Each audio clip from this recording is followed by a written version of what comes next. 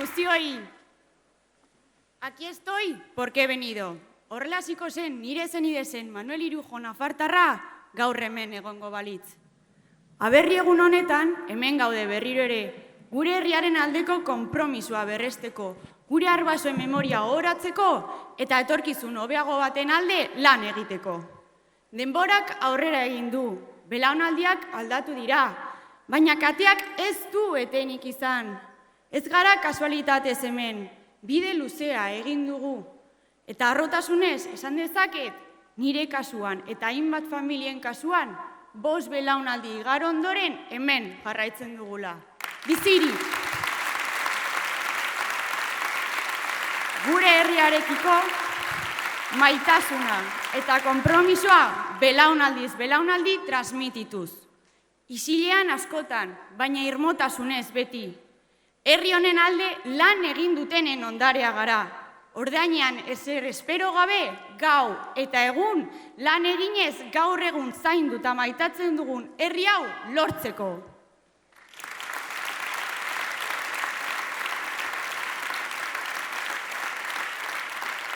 Bost belaunaldi horiek errealitate oso ezberdinak bizi izan dituzte. Gure alderdia sortu zutenek herri baten kontzientzia piztu zuten. Gero etorri ziren mundu gerrak, gerra zibilaren zauri sakonak, erbestea, debekuak eta terrorismoaren garai ilunak. Aberri eguna bera ere debekatua izan zen urte luzez, baina hala ere ospatzen jarraitu zen askatasunaren simbolo gisa. Horrek guztiak erakusten digu herri bat ez dela desagertzen herria bizirik dagoen bitartean.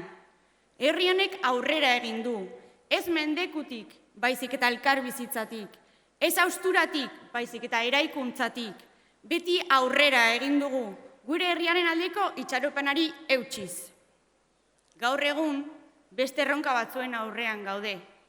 Etxe bizitza duina izatea, hezkuntza sendoa bermatzea, migrazioa gizatasunez bizitzea, mundu nazi batean gure lekua defendatzea eta gure historiak guk kontatzea, besteak beste. Azken aldian, gero eta gehiago entzuten dugu, ez zait politika interesatzen esaldia.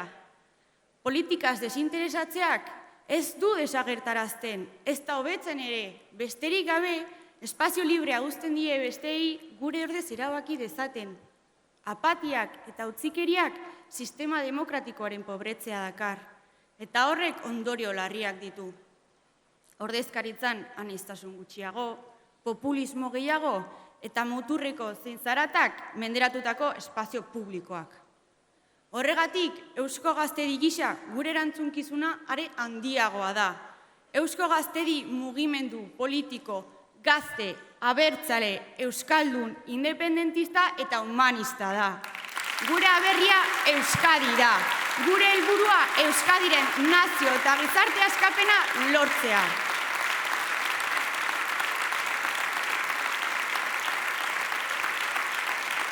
Agian gaur, politikan sartzea ez da erresa, baina guk aberri honetan sinisten dugu eta alderdienetan sinisten dugu gure herria askatzeko.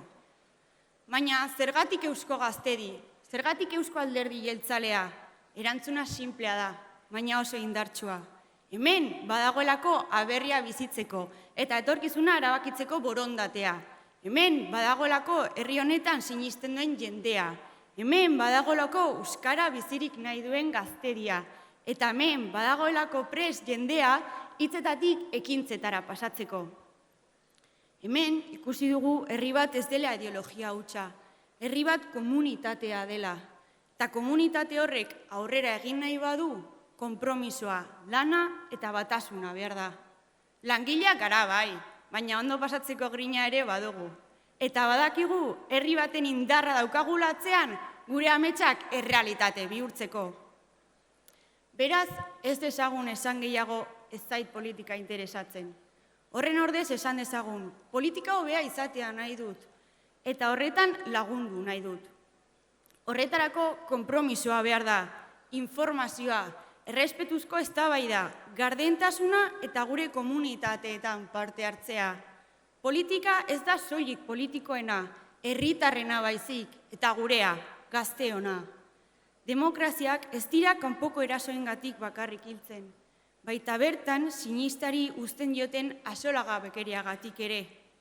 Demokrazia ez bai da ikuslentzat ikuskizun bat, erantzukizun partekatu bat baizik. Gure alderdia herri honen motorra da, eta gu gazteok motor horren erregai gara. Jarrai dezagun gure herriaren alde lan egiten, gure balioak defendatzen eta etorkizun aske, oparo eta arimendu baten alde borrokatzen. Gora Euskadi jeltzalea! Gora Euskadi! Manuel Irujok bukatuko zuen bezala, Viva Navarra Libre! Gora Euskadi askatuta!